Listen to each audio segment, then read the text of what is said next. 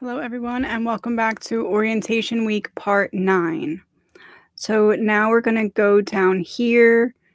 We're going to go out of the tarot spread into the path that was always yours. This is the opening transmission. So whenever there's something written, I'm not reading that part to you here because there's something impactful about you being the one to read it. Because when you read it, you're reading it in your head, in your voice. It's being certain words produced in the way that you would produce them to mean certain things. So that's why I'm not reading those parts here, because I want you to be the one narrating what words have what impact in your mind. So all of this I would like you to read through. And then we're going to go all the way down to the bottom. All of these things here are broken up into audio. So this is just the introduction for the audio that you will then be listening to.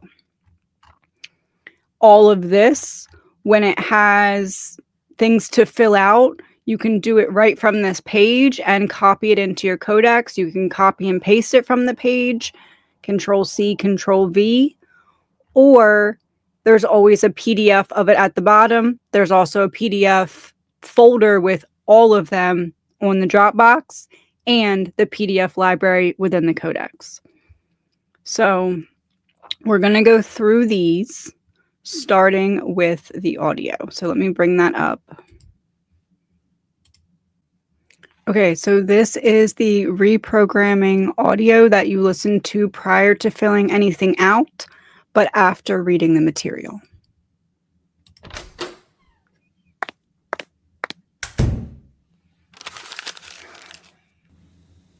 I want to start by being honest with you. What you're stepping into isn't a class in the usual sense. It's not a checklist of lessons to memorize or a set of answers that I can hand you. This is more of an initiation. And once you step through the threshold, there's no going back to who you were before. You can try, but the part of you that starts to wake up here will always know too much to fall fully asleep again. The labyrinth doesn't open with fireworks. It opens with darkness. It begins with a question that most people spend their entire lives avoiding. Are you ready to meet yourself without the masks? That question sounds simple, but it's the hardest thing you'll ever do. Because meeting yourself without the masks means looking at the parts of you that you've been running from. The parts that you've labeled too messy, too broken, too much, too little. It means letting go of every performance you built to stay safe. And it means telling the truth, even when it shakes everything you thought you knew about who you are. You didn't stumble here by accident. Something deeper than your conscious mind brought you here. Call it your soul, your higher self, your blueprint. It doesn't matter what language you use. What matters is that something in you has been whispering for a long time. There's more to this story. And this course isn't about finding that story. It's about remembering that you wrote it. Every betrayal, every heartbreak, every failure that gutted you, every time your life shattered and you thought you would never rebuild, none of that was random, not one piece. All of it was part of the design. Those weren't detours, they were coordinates. They were the ink your soul used to write the first act of its script. The descent into this work isn't a fall. It's a return. And the darkness you're walking into now is not a void. It's the soil. It's the ground where truth is buried, waiting for you to dig. You're not going to learn anything here that isn't already written into your blood and breath. All I'm doing is guiding you back to what's been inside of you all along. This journey is going to hand you different mirrors. Not comfort, not quick fixes. It will ask you to stand in front of them and speak the unspeakable truths that shaped you. It will ask you to stop rehearsing the old story and start decoding the real one. You're going to become the archaeologist of your own soul, digging through the rubble of everything you were taught to forget until you uncover the architecture beneath it all. And here's what happens as you descend. The patterns start revealing themselves. You'll see how every mistake was actually part of the map. How every wound was carrying instructions for your becoming. You'll start to notice your subconscious has been running the show. You'll start to notice how your beliefs have been shaping your reality. And you'll start to notice how much power you actually have to rewrite the script. But I'm not going to lie to you, this work is uncomfortable. There's going to be days where you want to slam the book shut and walk away. There's going to be days when you feel like nothing is shifting. And then there will be days where it feels like everything is cracking open at once. That's how you know it's working. Growth doesn't happen without friction. Truth doesn't rise without disruption. The labyrinth will not rush you. It will meet you step by step, choice by choice. But once you cross this threshold, the old way of seeing yourself will no longer hold. The victim will start to dissolve. The narrator will stir. And the author, the part of you that has been watching from the highest seat of your soul, that version of you will reclaim the pen. The first week is about orienting yourself in the darkness.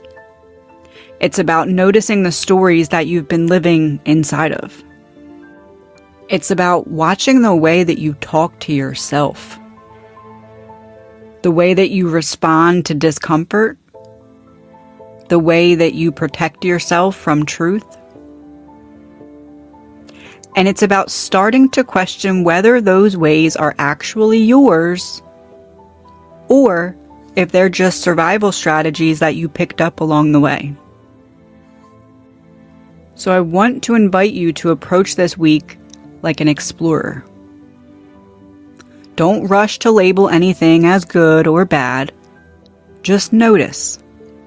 Get curious. What patterns keep repeating? What beliefs feel like cages?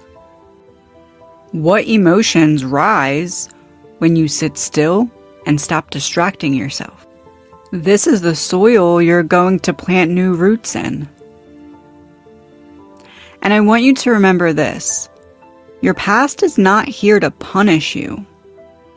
It's here to teach you. Your pain is not proof that you're broken. It's not proof that you did something wrong. It's evidence that something deeper wants to be seen. And the parts of you that you've been hiding from are not your enemies. They too are your teachers, waiting for you to stop running long enough to listen. So this week, don't frame it as if you're trying to fix yourself. Just meet yourself. Sit in the darkness long enough to let your eyes adjust. Hold space for what rises without trying to shove it back down. And when resistance shows up, because inevitably it will, instead of fighting it, ask it, what are you trying to protect me from? Every part of you has a story. And every story is a thread in the map that's about to unfold. Week 1 is about beginning to pick up on these things. By the time we're done here, you're going to look back and realize that this is the moment that you said yes to crossing the threshold. This is the first real beginning. And it's simply an act of that intention, that promise to yourself in this moment. The labyrinth didn't start when you hit enroll. It started the moment you got tired of living a story that wasn't yours. And now, here you are, standing at the gate you built for yourself, long before you ever arrived. The gate is open. The descent begins now. And you, not me, not anyone else, are the only one who can walk it. So take a deep breath, drop your expectations, set down your need to get it right. You cannot fail at this. You can only refuse to begin. And you already did the hardest part. You showed up. And now, it's time to remember.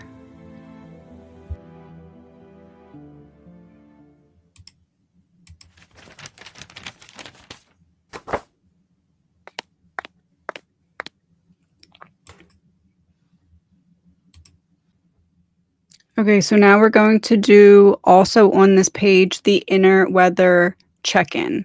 I printed out at 50% a copy of it, and I put it on its own separate page. That way I can do multiple check-ins of it here on the front and the back.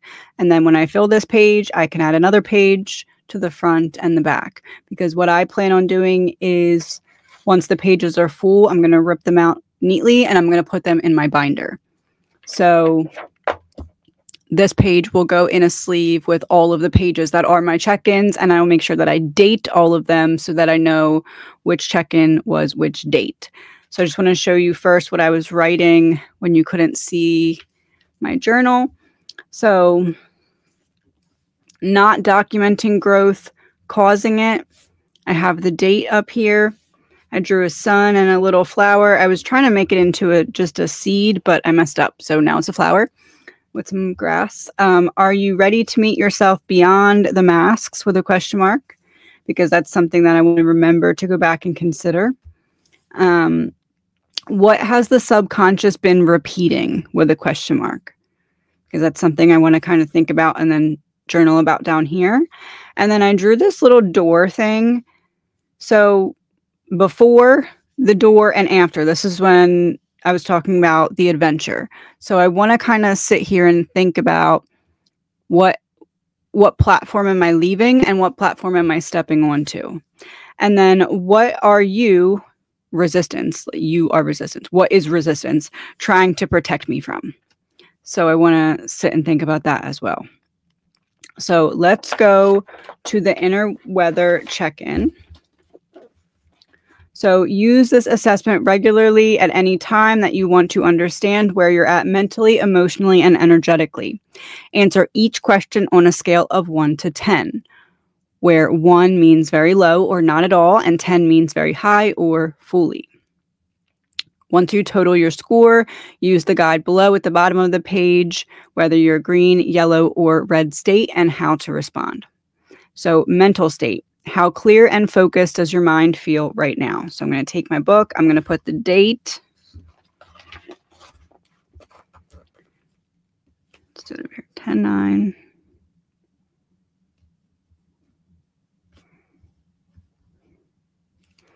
And I'm just going to note as well that this is day 1.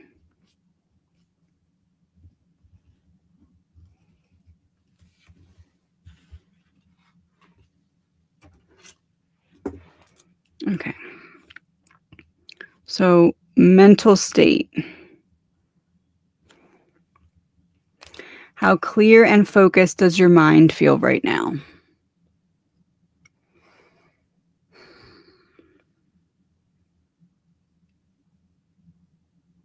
I want to go about a 7.5 just because of overwhelm. Blessed to be overwhelmed by a task of my own choosing, but overwhelmed. So I'm going to go with a 7.5.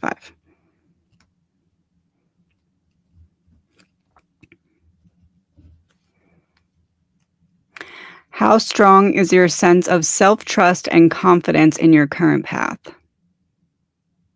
I'm going to go 10.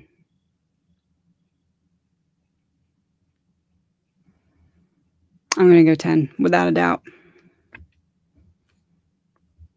Oh, I wrote 3 again. Okay. How well are you able to separate thoughts from facts, noticing stories without becoming them? I want to say 9, just because of the desire to always prove it to myself. I know it, but let me prove it. That's a habit that I want to break. So I'm going to say a 9 because of that. But I scored those 2 very high because that was a non-negotiable. Those had to be that high to do this. They couldn't be lower than that to do this. So I don't anticipate that everyone is going to answer those with that high of a score. However, this is full transparency on my part. I had to get them that high to be able to handle doing this. So please be honest with your scores with yourself. Don't try and compare yourself to me just because I'm doing this.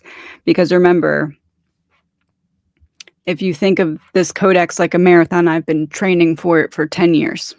So mental was the main part of it.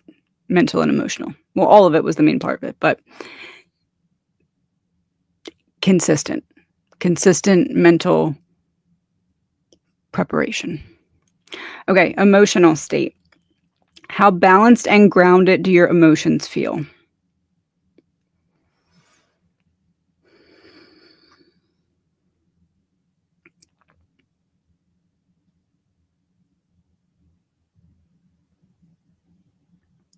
I'm going to go with about a 7.5. I would like that to be a little higher, but the beginning of the school year with Gavin has been a little bit challenging, not because of his fault. So I'm going to say about 7.5 for that.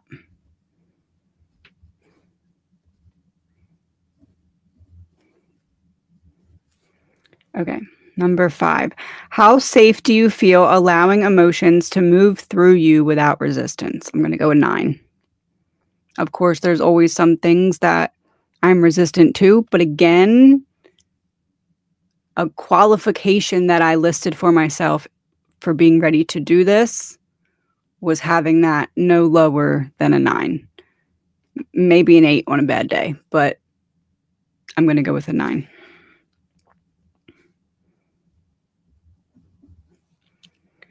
Okay, number 6. How connected do you feel to compassion for yourself and others in this moment? A 10. Again, requirement of doing this. And you don't have to have high numbers if you don't feel in that state yet. But just remember, I just completed putting this course together, which is essentially doing the course. So I'm in that state already. But I also promised full transparency, so I can't sit here and make up numbers. Okay, so energetic state. How steady and sustainable does your energy feel right now versus drained or scattered? I want to say about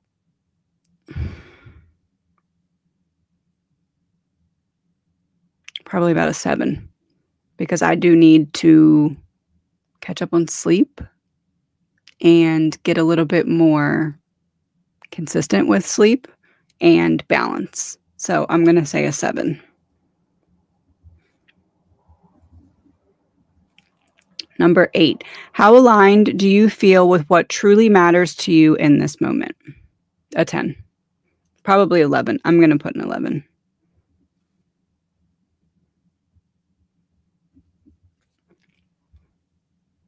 Yeah, without a doubt. There's no distractions from this playing out like I intend it to. How easily is your body able to settle into stillness or presence when you pause?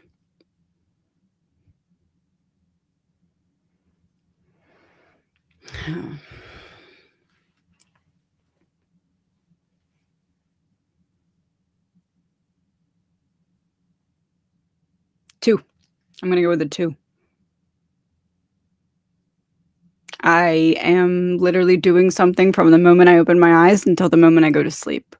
So when I try to be still, I struggle. I have to listen to something to be falling asleep, either something psychological, like I'm trying to learn while falling asleep, or true crime, which is also not meant to be relaxing. So 2.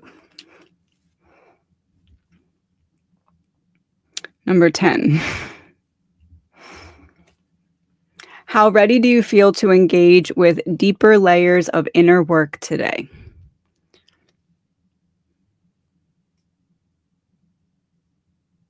A lot more ready than I felt before I started all these videos, which I felt ready, but now I know I'm ready. So I'm going to go with about 4. I'm going to answer this in regards to this week going forward. I'm going to go with about a 9. I'm going to go with a 9. 9.5. Let's go with 9. Okay, so then you're going to go down to the scoring and color zones.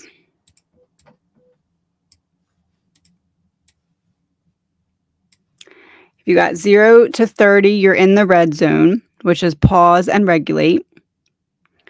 If you got 31 to 65, you're in the yellow zone, which means move slowly and listen closely. And if you're 66 to 100, you're in the green zone. So I'm pretty sure I'm in the green zone if I add them up. Give me a second. Let me pause and add.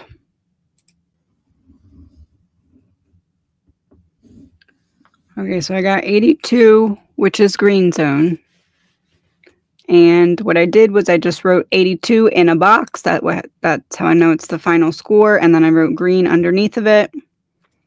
And again, I have it attached to my box at the top that has the date and also a note about this being the first day. So I want to go back here.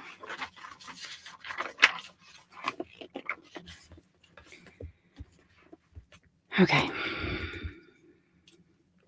Are you ready to meet yourself beyond the masks? I'm in the green zone. So now I'm going to answer this yes.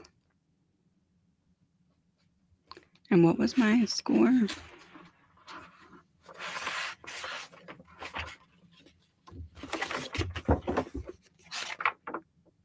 $82. So I'm going to write 82. That's not even really what I meant when I wrote that. I wasn't really looking for that to be the response, but we're going to let that be the response. And now that I wrote that there, I'm going to be conscious of if 82 or 28 shows up anywhere in my reality.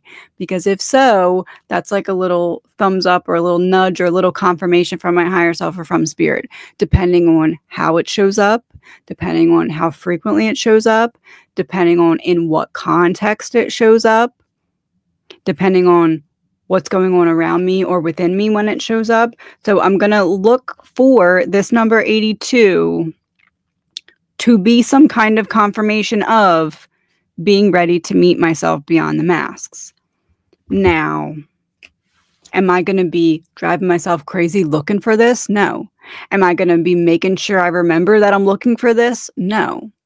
if I see it and I'm meant to see it and it's meant to be a confirmation, I'll see it and I'll be like, oh yeah, 82, or oh yeah, 28. Let me connect that to, there's my confirmation of being ready to meet the masks.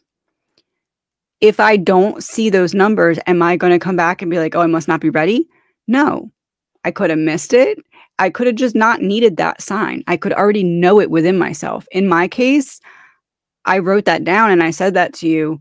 Do I expect to see that confirmation? No, because I've already had that confirmed that I'm ready for that. So sometimes we don't get the confirmation because we're meant to confirm it for ourselves. However, let's say I'm a little nervous about the journey and I wrote this down and I note this in my book.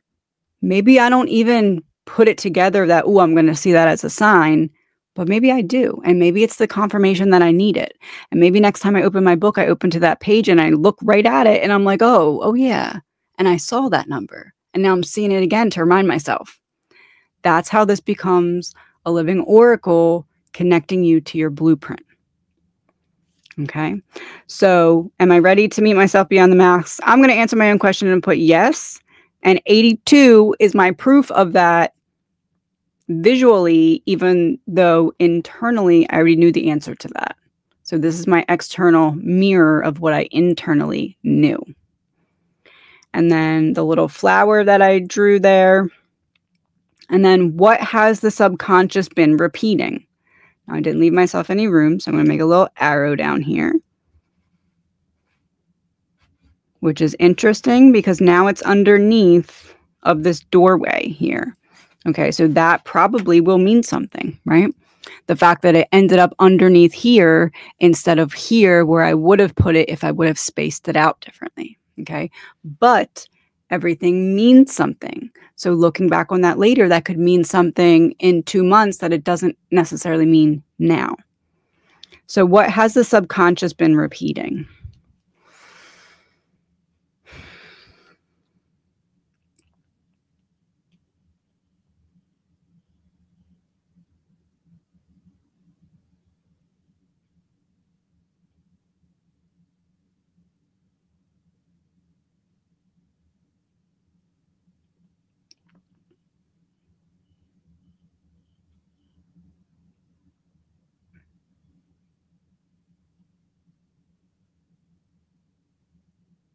I honestly think the subconscious has been repeating the most that on the other side of this journey is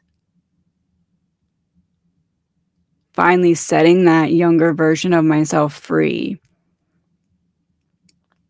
that always felt like she couldn't fully express herself. That there was always some shaming or blaming or doubting, or there was always some kind of negative connotation whenever I just was myself. So I would say, what has the subconscious been repeating?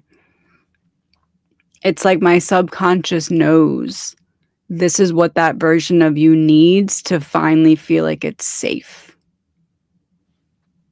So I'm going to say my subconscious has been repeating that on the other side of this journey is freedom for my younger self.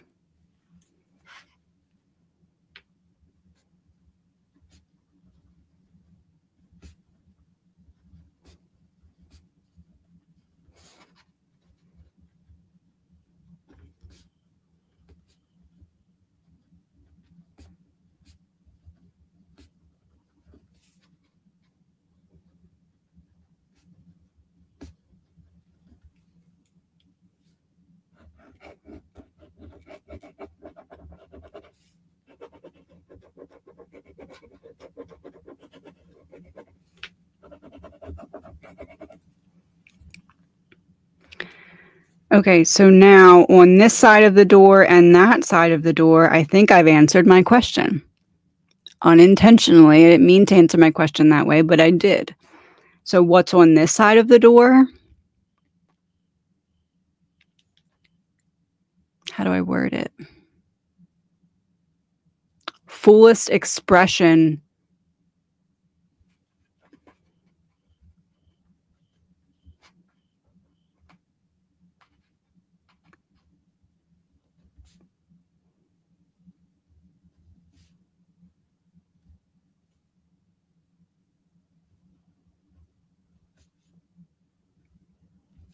I wrote fullest expression of fullest self.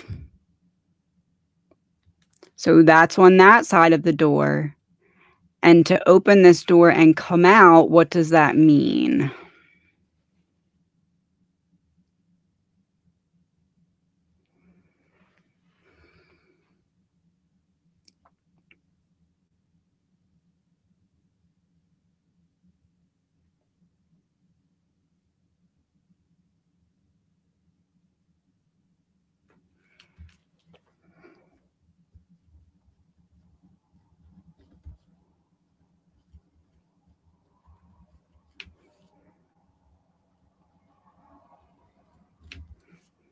Teaching, expansion, and community is what I wrote. Teaching, expansion, and community. And then what are you, resistance? So what is resistance trying to protect me from?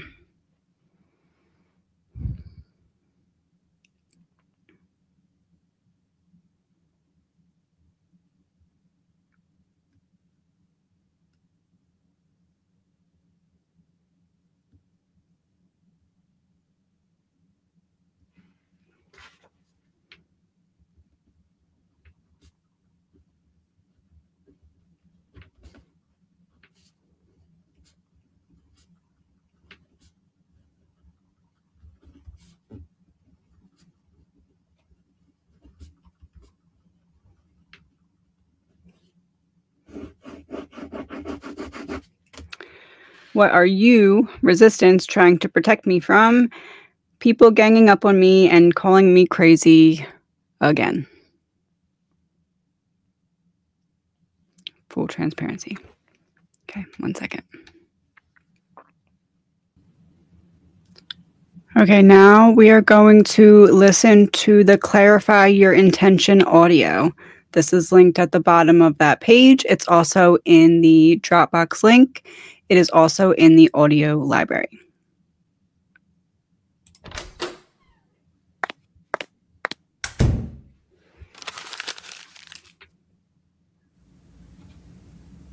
I arrive here and close my eyes. I feel the breath moving in and out of my body. A steady tide that has carried me through every version of myself. I let the inhale fill me and the exhale empty me. Again. Inhale, exhale.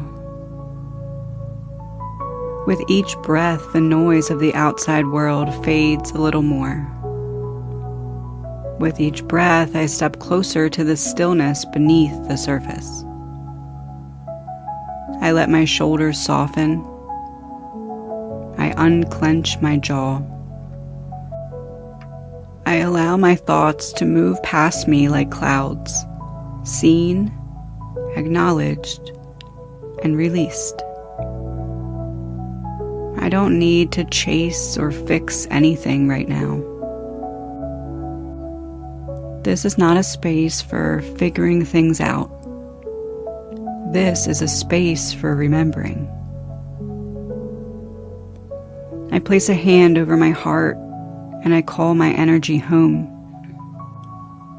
I say softly, I call back every piece of myself, scattered across past or future. I call it back now, and I anchor it here. I breathe that in. I feel myself become whole again. Not in perfection, but in presence. My energy gathers. My mind clears. The static begins to dissolve. Beneath the noise, there's always a signal. Beneath the swirl of thoughts, there's always a current moving toward truth. I let myself listen now, not with my mind, but with my body. Not with effort, but with surrender. I ask myself, why am I here? Not the surface reasons, not the ones I've been told I should have. but the deeper reasons. The quiet pull that led me to this threshold. What called me here? What do I long to understand, release, remember, or reclaim? I breathe and I wait. I do not rush the answer. I trust that intention is not something I have to invent. It is something already written in the blueprint of my soul, waiting for me to notice. I imagine myself standing before a vast night sky, and somewhere among the stars is the coordinate I came here to follow. My only job is to find it and name it. I speak aloud what begins to rise. It might be a whisper, it might be a sentence, it might be a single word. I might say, I am ready to know myself. I might say, I am here to reclaim what I lost. I might say, I am willing to remember. Whatever comes is enough, even if it feels small, even if it feels uncertain. The intention is not about eloquence, it's about direction. It is the North Star I will return to when resistance tries to pull me off course. I breathe in again and speak once more, this time with more certainty. I feel it imprint on my field like a coordinate etched into a map. I let it sink into my cells. I let it echo in the chambers of my subconscious. I let it become part of my breath. I imagine the blueprint of my life rearranging itself to align with this intention. Old pathways begin shifting. New doors opening. Invisible threads weaving toward the frequency that I have now called in. My body understands the signal now. My subconscious receives the command. I whisper again, I am clear on why I am here. I am ready to walk in the direction of my intention. I am guided by what I came to know.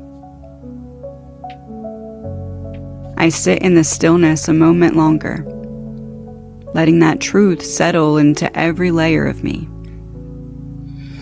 I understand now that intention is not a finish line. It is a compass. It will evolve as I evolve. I don't need it to be final. I only need it to be true for this moment. I inhale deeply and exhale slowly, sealing this new coordinate into my field. I feel grounded, anchored, aligned. I feel ready. When resistance shows up, and it will, I will return here. I will speak this intention again. I will remember why I said yes to this work. And I will keep walking toward the self that is waiting for me on the other side of this journey. I am clear. I am aligned. I am guided. I carry with me the knowing that the intention now lives in me, not as a thought, but as a frequency, a signal I can return to again and again, each time bringing me closer to who I came here to be.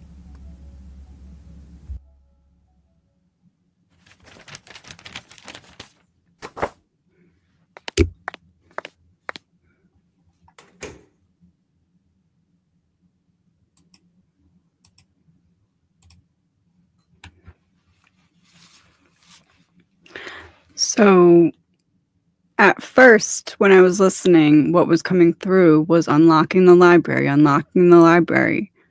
And I just kind of sat with it and I was like, I think I kind of know where that's going, and then I got this very vivid flash of a dream that I used to have when I was little, over and over and over, that I didn't realize correlated until the Codex until a few moments ago.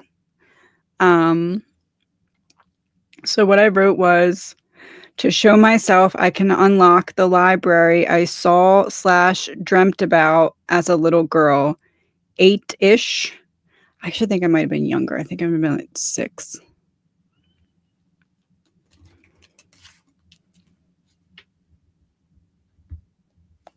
Years old.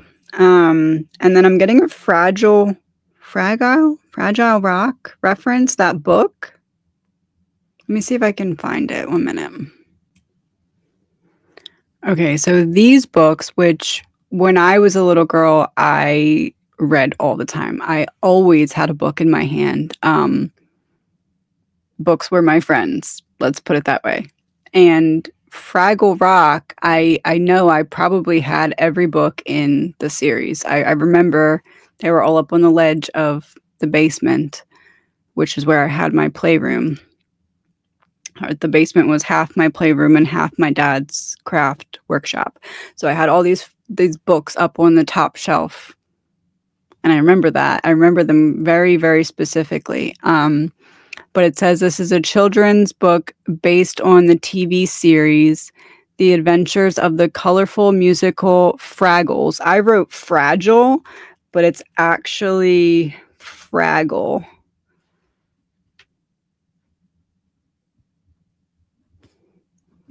So I'm going to put Fraggle with a check. But I want to leave that. I don't want to cross it out because I wrote fragile.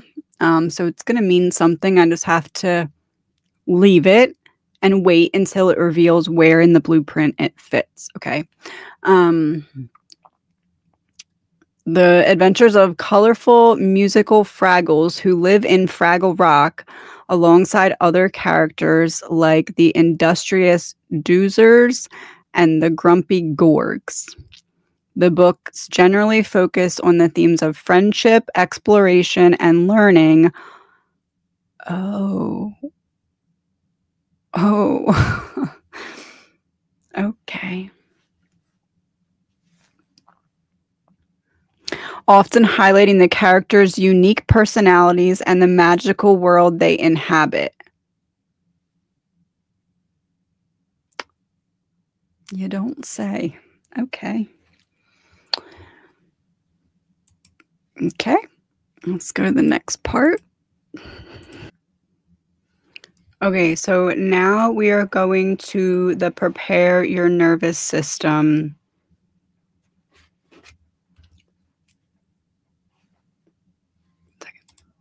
Okay, I had to shut my window. They're doing Halloween stuff and there's like screaming in the background. Now, which ironically enough, prepare your nervous system. This is arrival and awareness, integration, daily practice. I printed it out at 50% here. You don't have to print any of this out. You can simply write in full sentences.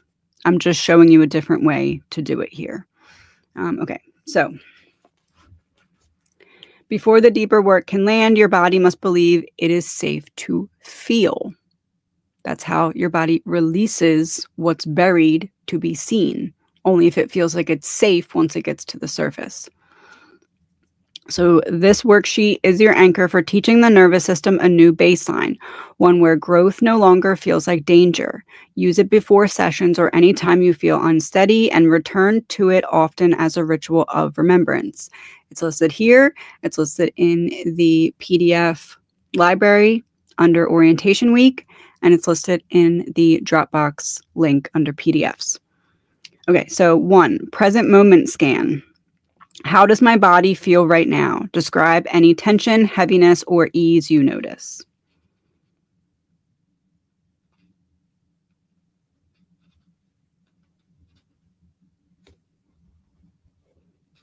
Always start with the date.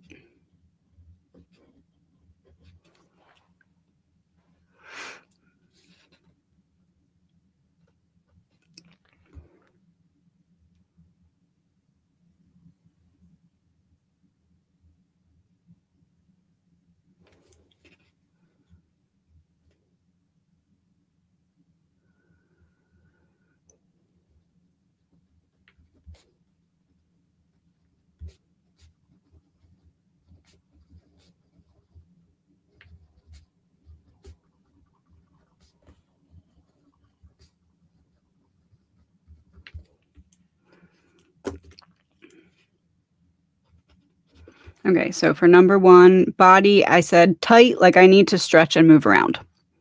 I've been sitting at my computer all day. So body right now, tight. Body right now, maybe a little drained, but also energized, which is where I think the tight is coming from because I have energy, but also I've been sitting. So what emotions are moving through me as I arrive here?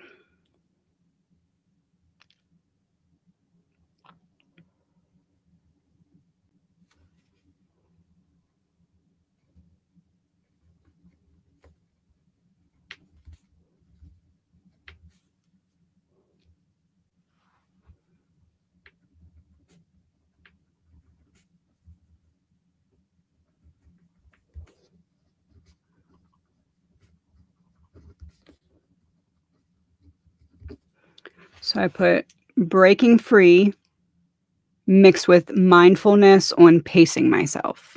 So the energy of I'm free to move forward, but at a pace that's going to be conducive of the progress and the journey and how I want it to unfold. Number 3. On a scale of 1 to 10, how safe do I feel in my body at this moment?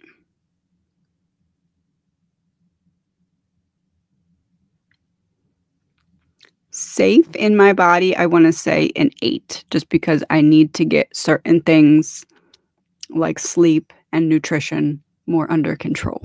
So I'm going to say 8.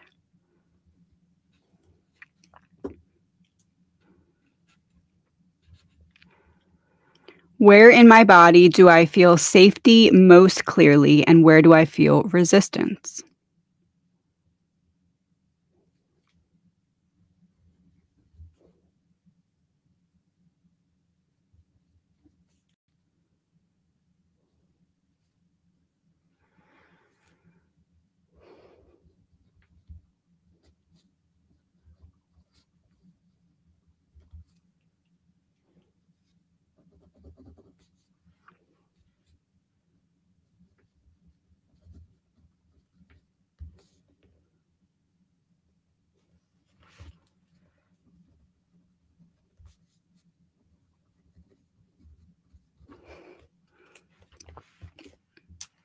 Safety in my mind and my emotions, and resistance in my social battery. It's a lot of vulnerability over a long period of time. So any resistance right now is coming from it's a lot of vulnerability over a long period of time. But if I need to take a break, I will take a break, just as I instruct all you to. So it's not any different for me. It's just that that's the resistance.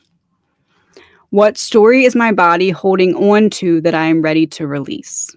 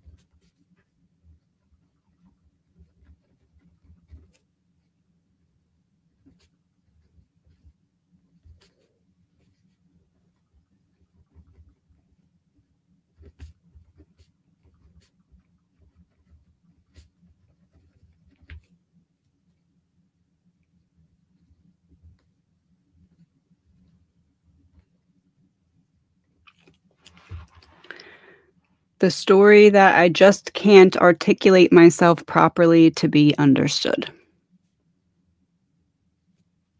Almost like there's a version of me that's always been on the inside, just trying to get people to understand it before it can come out. Because it went in there in the first place because of being misunderstood.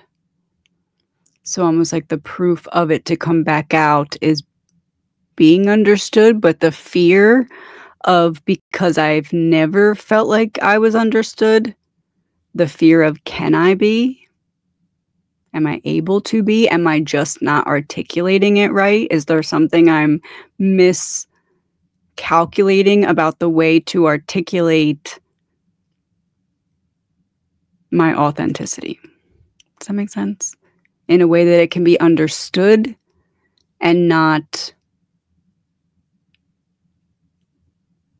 presented back at me to feel like it was a burden to understand it. Yeah. Number 6.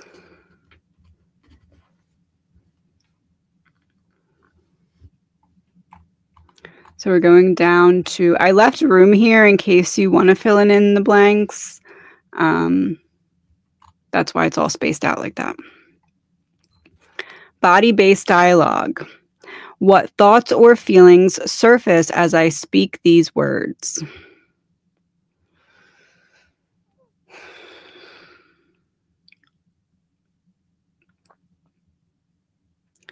Okay, so place a hand on your chest or belly. I forgot the first part. Place a hand. I was going back to look at this. You can do that too.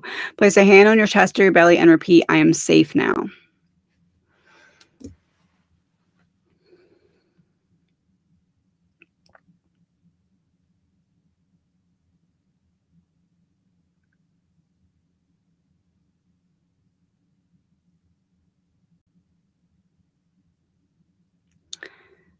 What thoughts or feelings surface as I speak these words is still resistance.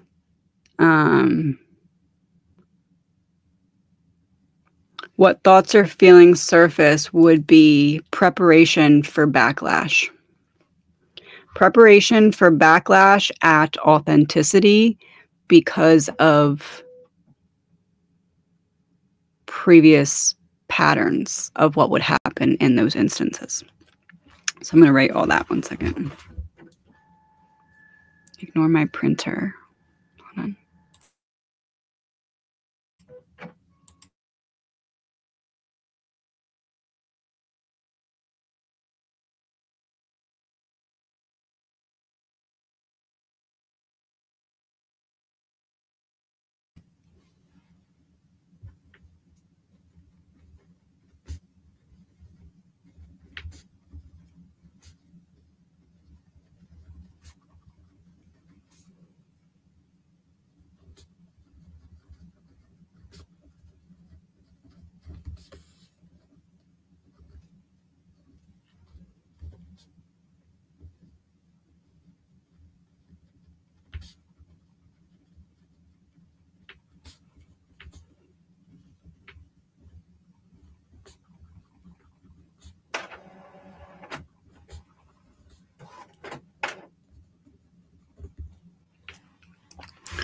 So I wrote preparations for backlash at authenticity due to previous patterns of the occurrence of that. How does my breath change?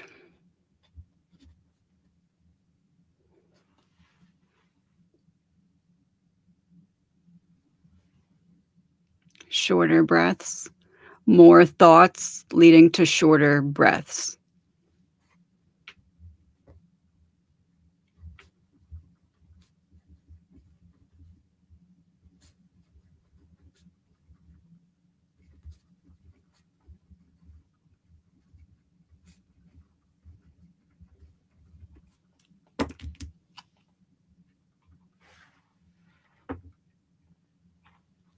This is what's making noise.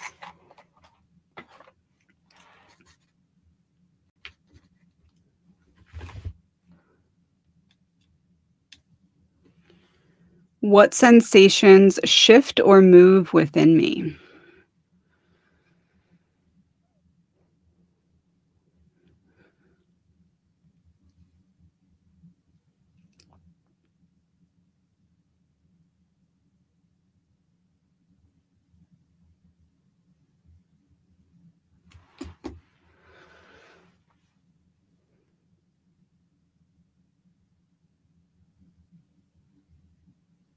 I'm going back to the repeating, I am safe now. I feel fidgety. Fidgety. What sensations shift or move within me?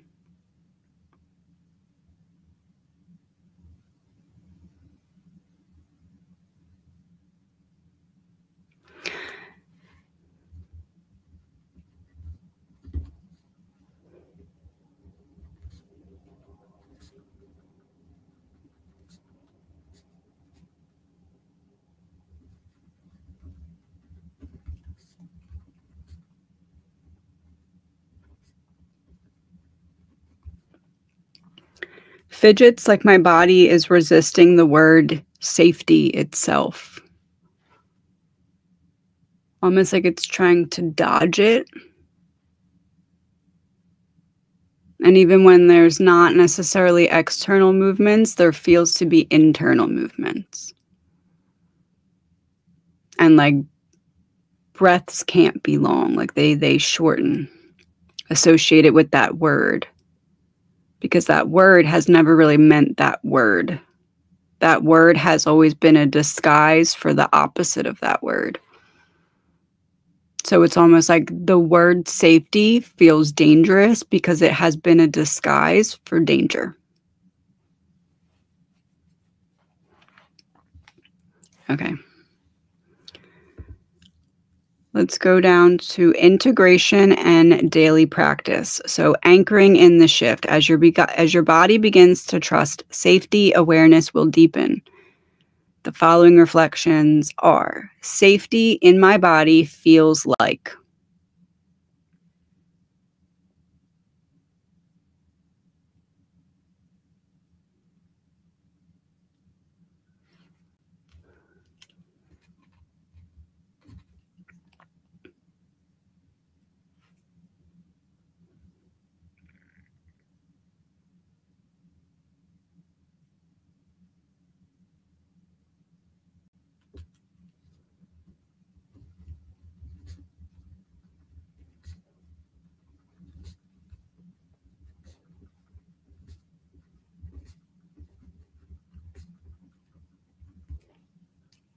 I don't know.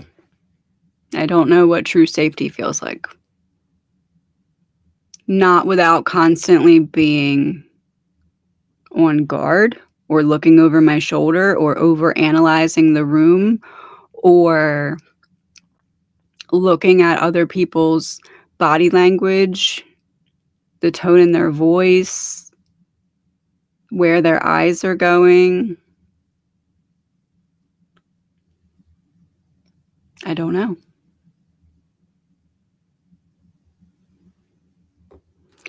When I feel unsafe, my body tends to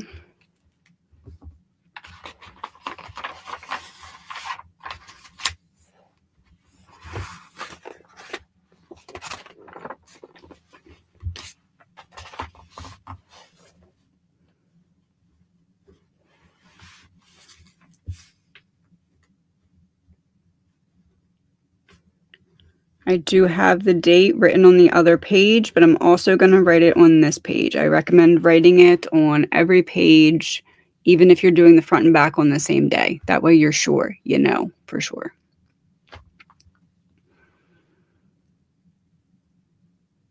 When I feel unsafe, my body tends to pace.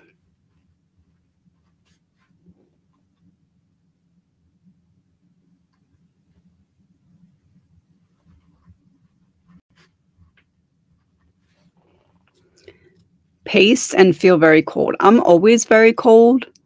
I have a heater under my desk that was on my feet for the majority of the summer. I really like heat. I really don't prefer to be cold ever.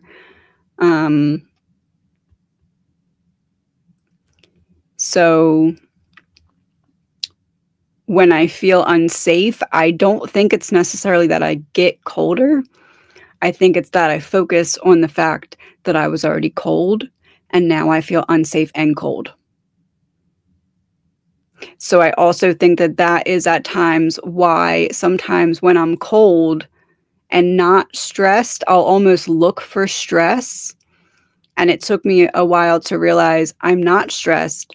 I'm just cold. But because often when I'm stressed, I focus on being cold, or I hyper-focus on the fact that I'm cold. That's something that I consciously had to become aware of. Sometimes I'll get cold and I'm looking for the stress. Sometimes things don't flow both ways, okay? And what I mean by that is when I'm stressed, I'm going to be cold almost every time. Unless I'm like worked up, okay? But every time I'm cold doesn't mean I'm stressed. But because the opposite is true, my brain will be like, oh, we're cold. What are we stressed about? So I sometimes have to catch myself, girl, you're not mad, you're cold. Get a blanket. Okay? So that's sometimes how the blueprint will present itself, in a way that if I left that unchecked and never looked at, why am I getting agitated on times when I am cold and I don't have a solution for the coldness quickly? I had to correlate it with, oh, my brain's telling me that means I'm stressed. It doesn't. Maybe I am because I need a blanket, but it's not the same as the stress that my brain is trying to look for. My brain is saying there's a problem with the day. The day is messed up. Something bad's going to happen. When really I just need to put warmer clothes on. So that's one way that the blueprint really, once you're aware of the patterns and the pattern recognition, that's one way that things that previously left unchecked that don't seem like a big deal, you end up realizing, oh, that was kind of a lot of weight that I was carrying there. Because how often do I get cold? Every time my brain was like, where's the stress?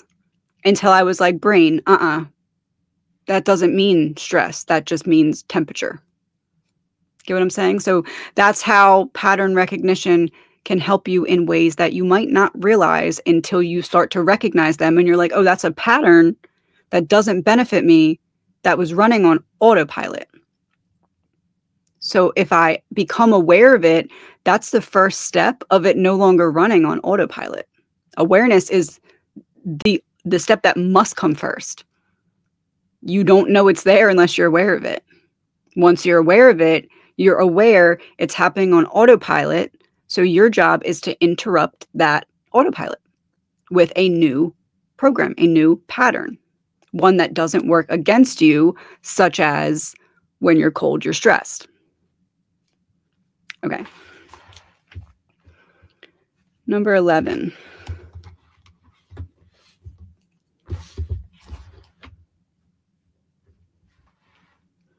One way I can remind my body of safety daily is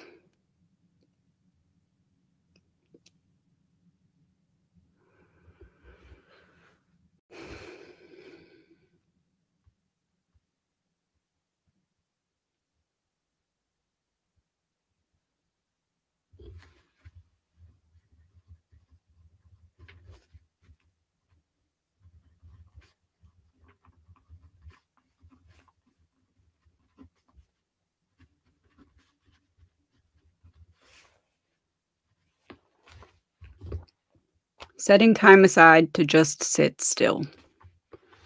Because if I just say to myself, okay, self, sit still and feel safe, do it now, my brain's going to be like, never did it before. How do you want me to do that? And you're going to convince me that it's safe just by telling me to do it? But by just sitting and carving out 2 minutes, then the next day carving out 5 minutes, getting it up to 10 minutes a day and keeping it at that for a while. Then all of a sudden, boom, I'm no longer correlating safety with needing to be moving, or the thought of safety with immediate fidgeting because I don't really feel that. So the saying practice makes perfect with stuff like this, with stuff like learning how to trust yourself, with stuff like forming new neural pathways and new new choices that run similarly to autopilot, but it's a choice, right? It's not just that it instantly goes down a path that's evolved. It's that you, instead of going on a path of autopilot that doesn't serve you, you're presented with a fork in the road. Do you want to autopilot, or do you want to take action, put in effort, put out energy, but carve a different path? There's this autopilot already carved out for you. Do you want to hop on that path? You know how it ends, but it's carved out. You want it? Or do you want to do the work to carve out a new path? Practices like that by saying, I don't know how to sit still and feel safe. How do I learn how to do that?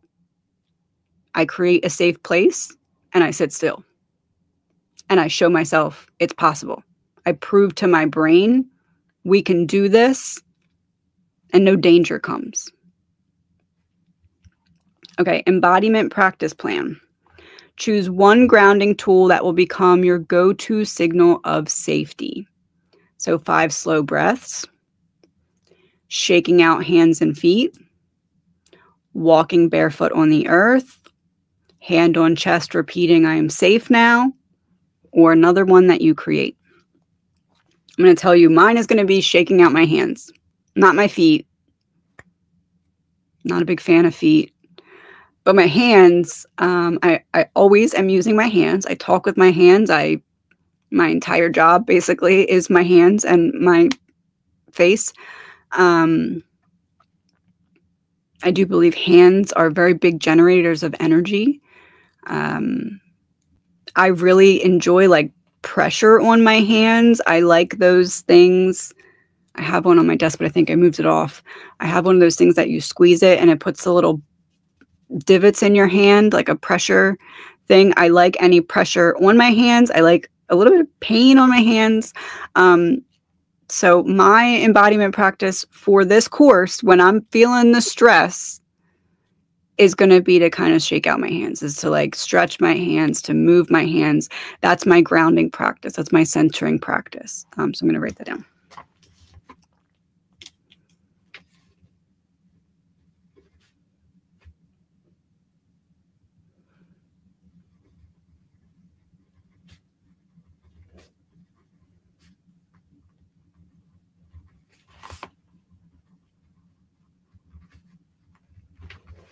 Okay, so I wrote grounding tool and I just wrote hand grounding. We're just going to call it that. Integration reflection. What happens when I remind my body that safety and growth can exist together? So how do you go about reflecting or answering this kind of question? I'm just going to read it to myself. Safety and growth can exist together. So now I'm just sitting here, I'm repeating it over and over in my mind.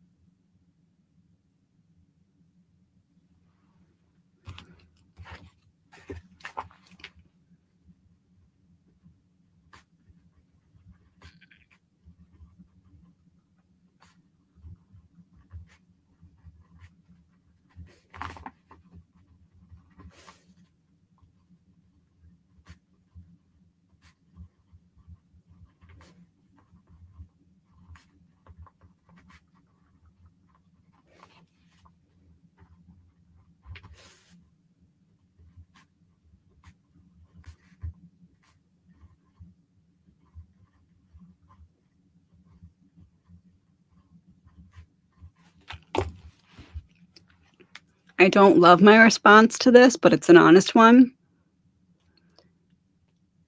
When I remind my body that safety and growth can exist together, I immediately feel anger. Anger that I would have chosen that from the start, but I was never given that as an option. It was never safe to grow or expand. Specifically for me, it never felt safe to question things. And I hence the blueprint, I really like questioning things. I like unpacking it. I like figuring out why. I've always been that way. But it was never met with safety. It was met with criticism, shame. Don't do that. You're not allowed to question those things. You are wrong for questioning those things. You're wrong for not going with what you're just told without asking questions or digging deeper. So my immediate response to saying they can exist together is a feeling of anger. Because it's almost like I knew that. I knew they could. I was trying that, and I just kept not being allowed to try that. So I had to do it the way that made it seem rebellious, but I wasn't trying to rebel. I just was never willing to accept a non-answer. When I asked a question, when I wanted to understand something more deeply, it was never like, oh, I hope there's an answer. It was, I know there's an answer, and it's not going to be checked off in my brain until I have that answer. There's a quote from when I was younger, and I don't know who said it. I believe I was probably in school. I want to say it was probably, I really think it was high school. I really think it was either my freshman or sophomore year, because I think it was the school that I went to for those 2 years. And I don't remember what teacher said it, and I don't remember in what context, but something that always stuck with me was a teacher had given this little bit of a speech saying, intelligence isn't just knowing things. Intelligence is you either have the answer, you know the answer, or you know how to find it. Knowing how to find an answer to something you don't have the answer to is also intelligence. It's a very underestimated intelligence, because if you don't know something and you go find the answer, not only did you learn the answer, but you learned how to learn. You learned how to grow. And that stuck with me in such a way. I really think that that was why a lot of the times I came across as rebellious, because certain things you weren't supposed to question. But in my mind, that quote existed. Either you have the answer, or intelligence is also finding the answer. And if I didn't have the answer, I was going to find it, because not finding it made me feel less intelligent. It made me feel like there was data out there that my brain wanted, and I was not giving my brain that just because other people told me no. And I really wasn't good at accepting that no. It was like an Excel spreadsheet, and my brain wanted the data for that box. So this course is the first time in my life that I'm learning that safety and growth can exist together. And that's because I know this program is going to provide that, because I made it that way. I made sure to make it that way, because I was never given that.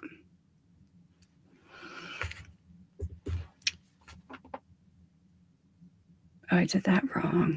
I was so angry I picked up the wrong color pen.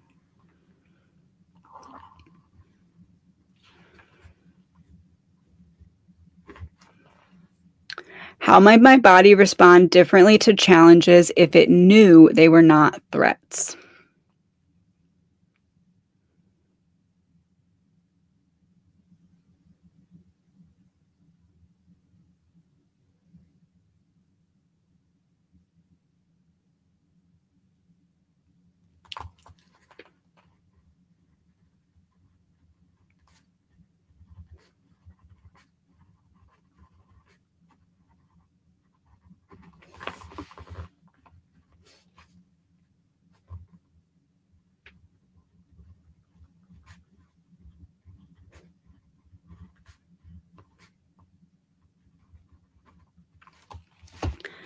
patience in the unfolding of understanding the why.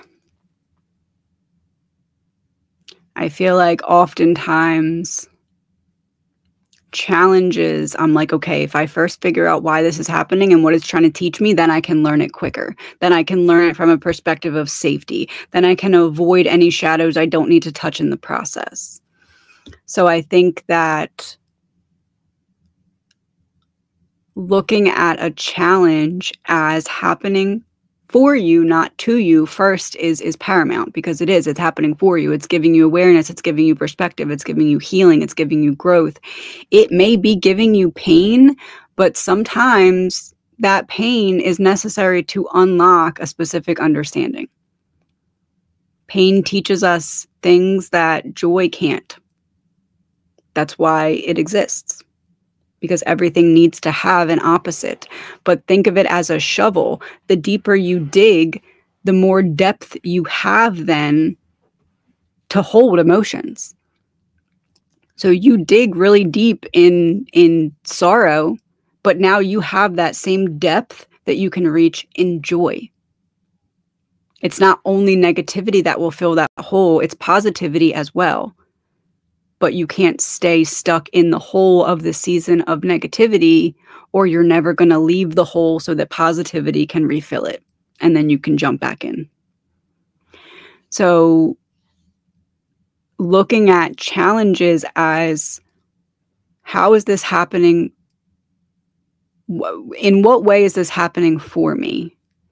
And looking at that not from a perspective of, I need to know the why it's happening and why is it happening right now. Not looking at it in that way of trying to figure out the end from the beginning, but saying, okay, here's a challenge. It's being presented for my growth. Let me take each step at a time and approach each step as, if this challenge is happening for my growth and growth is alignment with my higher self, how would that version of me that I'm becoming approach each part of this challenge? That's how you ensure the challenge doesn't repeat with a different face.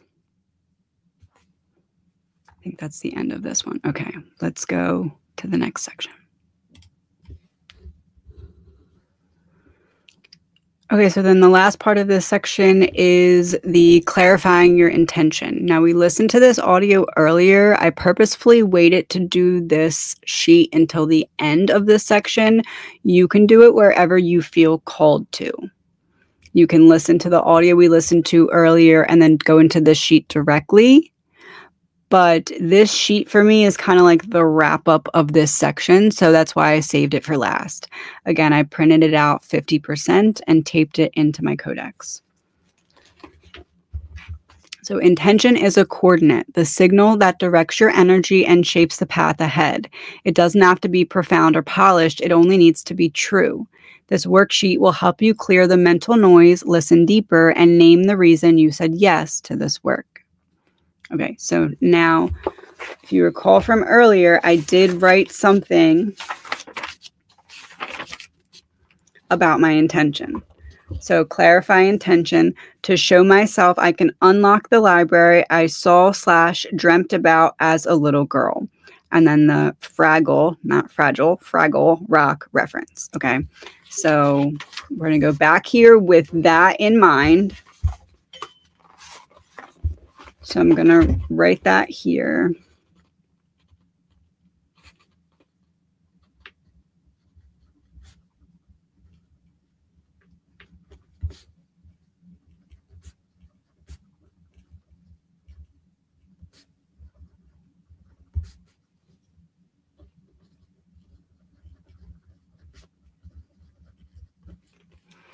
Okay, so I wrote unlock library, saw as a little girl, and I wrote Fraggle Rock. So clearing the field. What is calling me to this journey right now?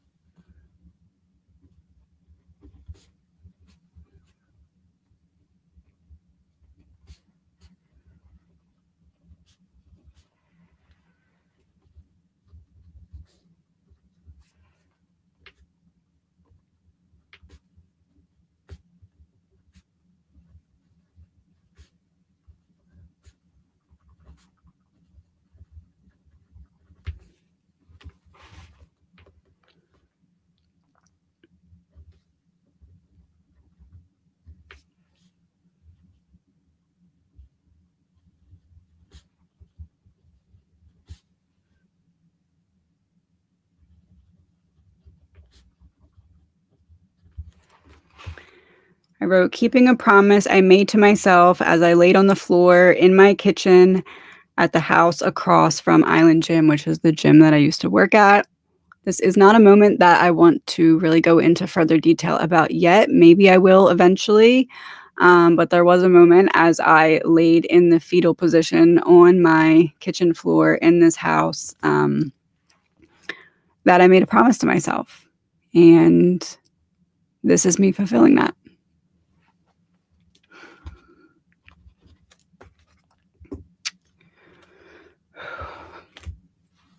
What am I longing to understand, release, remember, or reclaim?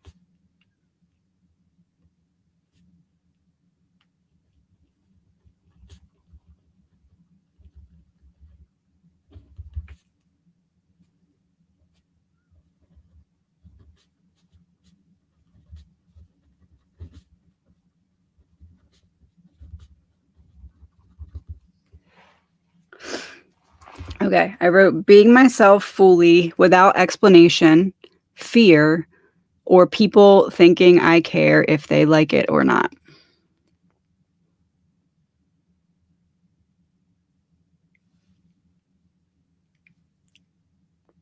Being myself. And I think it's more of me not second thinking everything that I'm saying to figure out how it's going to be received. Now that the Blueprint Codex is going to be fully out, I feel like it is the only explanation that I need to give of what made me who I am and why I made a lot of choices that I made, why I wasn't willing to give up on this, regardless of how it made me look for some time. Number 3, if I could whisper one sentence to my higher self in this moment, it would be.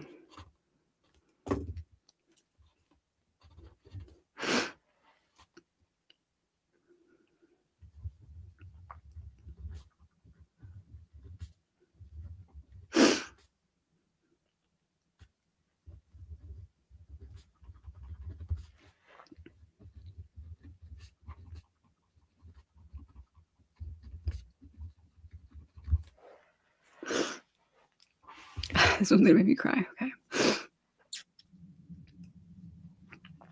I wrote, thank you for keeping your promise back.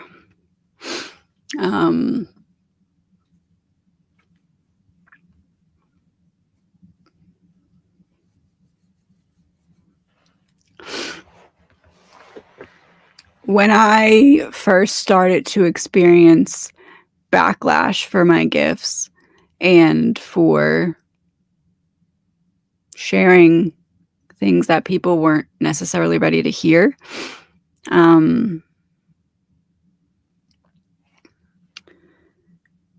I kept getting the message over and over and over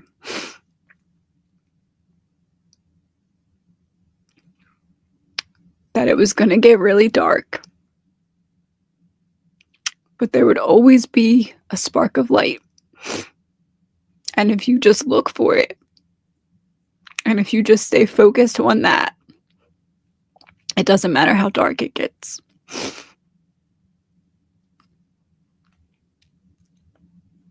It took me a long time to realize that that was the case because that light was never outside of me. That's why it couldn't be extinguished. That's why I could always see it.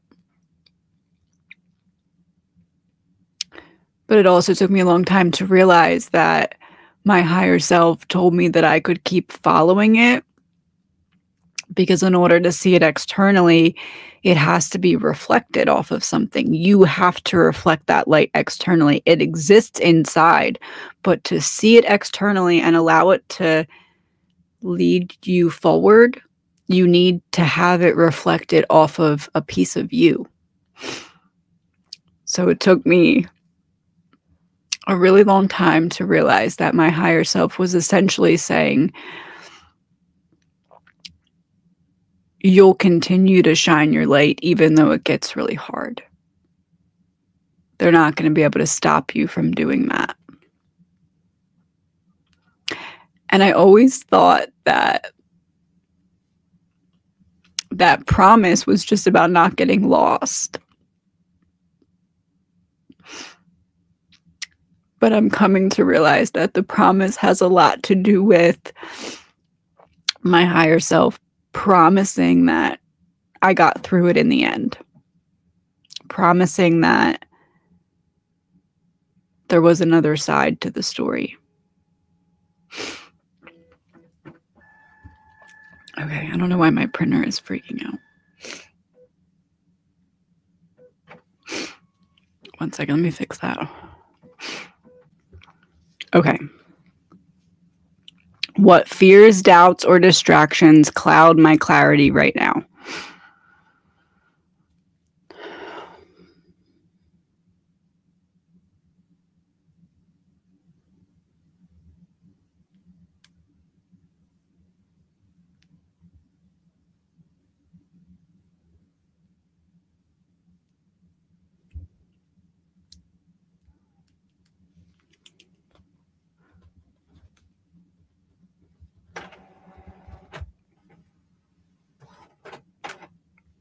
I'm going to just unplug my printer 1 second.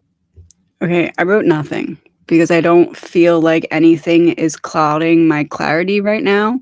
I know that there's things that's going to come up that I'm going to have to face head on because there's nothing blocking the clarity.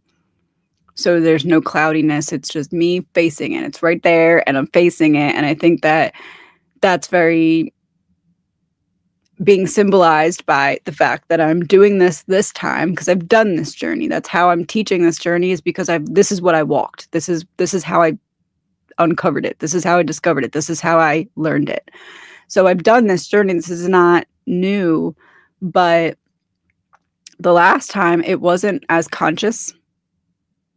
And it definitely was not as clear and not clouded. So it's interesting doing it this time.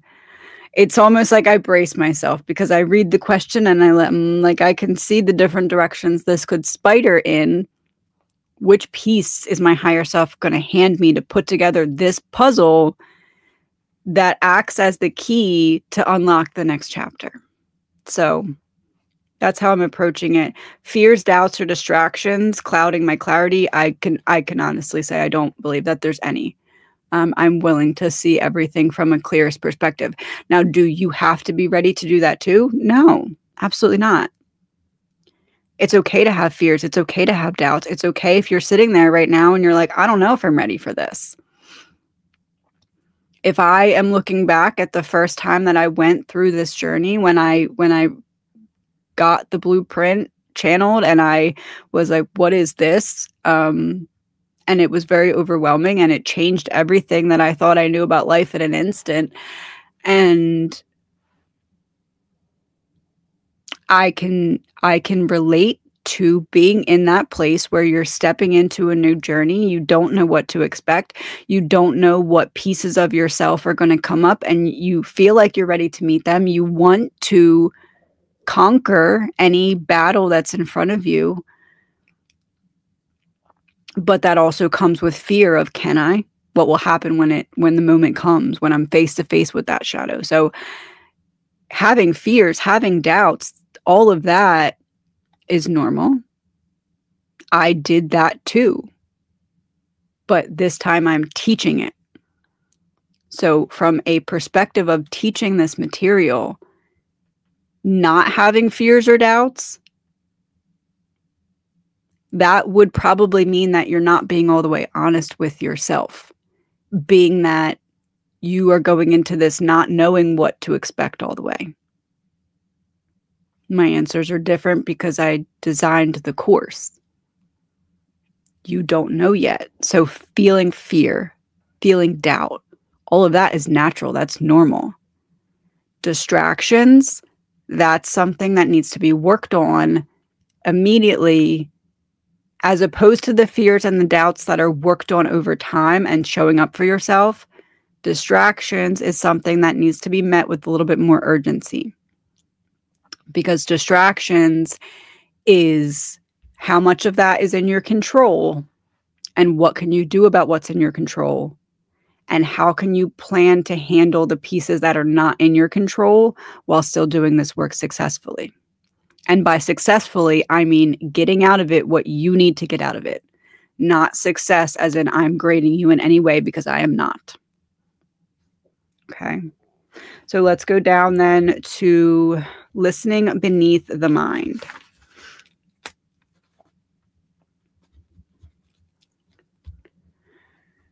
Beneath everything else, I am here because.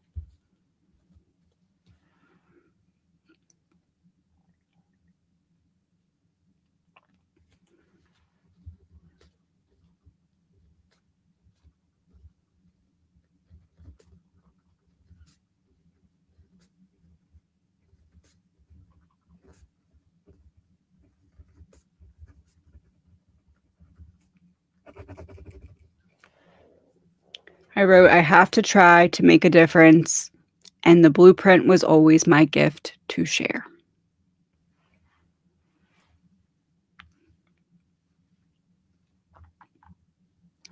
My heart is asking me to.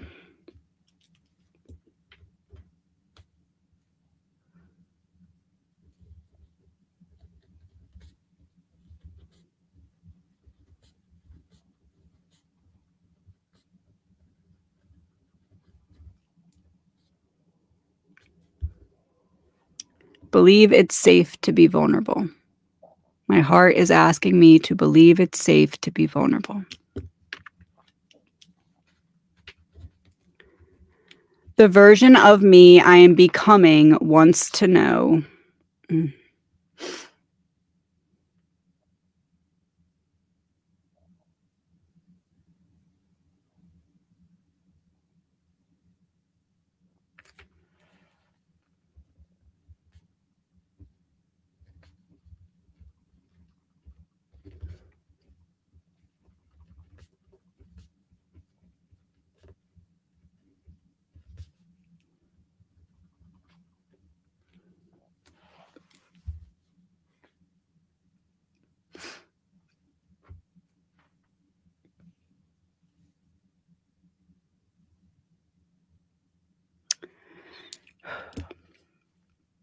The version of me I am becoming wants to know.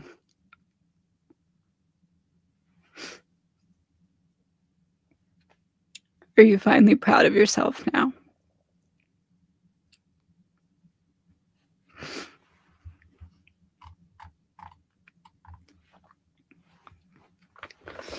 Okay.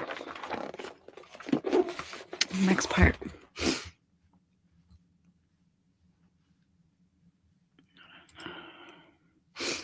Okay. Speak the signal. Number 8. Remember, I'm going to write the date at the top.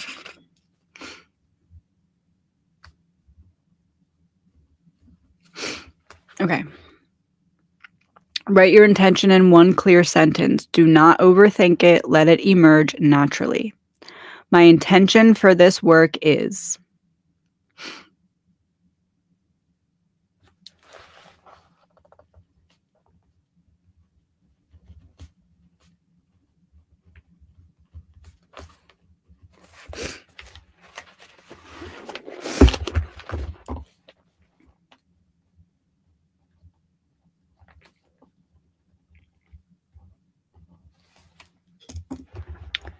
My intention for this work is to create a ripple of positive change. Number 9. When I say this intention aloud, I feel.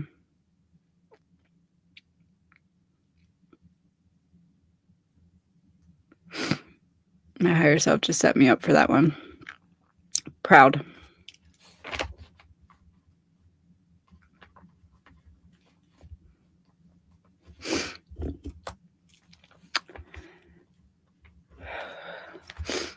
My body responds by crying.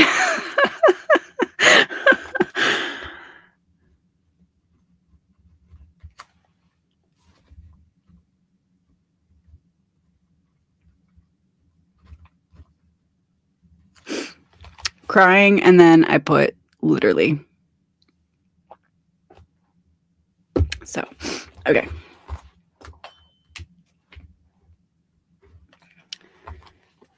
Choose how you will keep this intention visible and alive. On the first page of my codex, taped into my mirror, spoken aloud each morning, or written in my journal.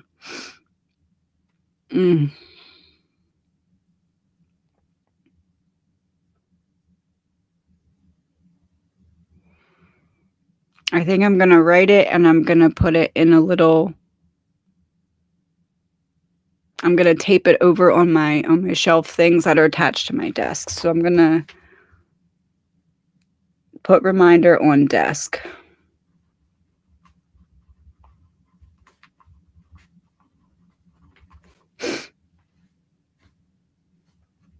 Yeah. Okay. I will revisit and speak this intention blank times daily, weekly.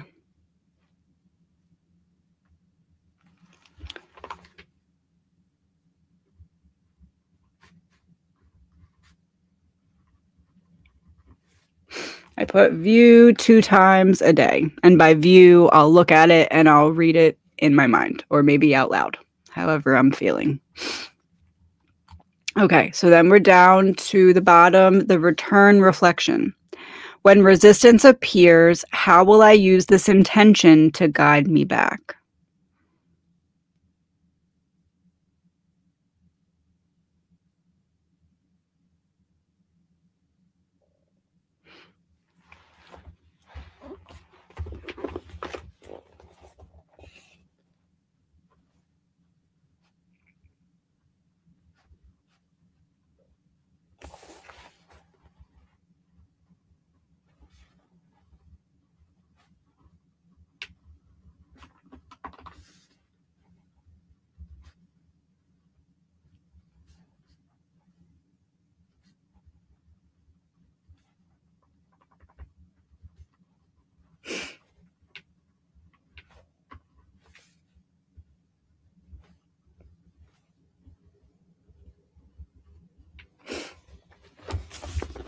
I wrote, to teach others to learn to be proud of themselves, I must allow the same to lead by example.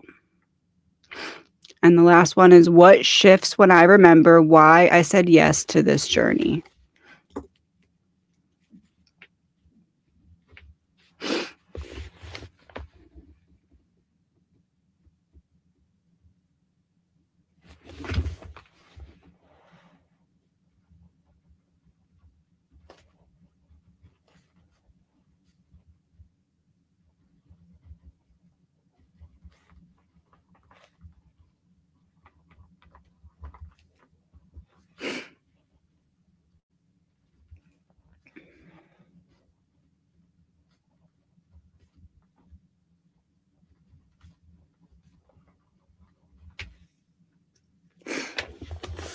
What shifts when I remember why I said yes to this journey? I wrote completing a promise versus proving a point. So completing a promise, not proving a point. So I'm doing it to complete a promise that I made to myself, not to prove anything to anyone else. And I wrote low vibe versus high vibe. So in my opinion, doing something to complete a promise that I made to myself would be a high vibrational intention, as opposed to I'll show you or I'll prove to you. That is not the same high vibrational intention, in my opinion. So that's why I wrote that as my answer. Okay, 1 second. Oh, so that completes this whole page here. The path that was always yours, the orientation transmission. So you'll read this entire section, okay? And then we have now gone through everything down here under supporting materials. Remember, everything in supporting materials is also in the different libraries, the PDF library and the audio library. It's also all in the Dropbox audio, video, and PDF libraries. So next session, we are going to go into over here, the opening transmission, the gate of remembrance. I will see you soon in the next one.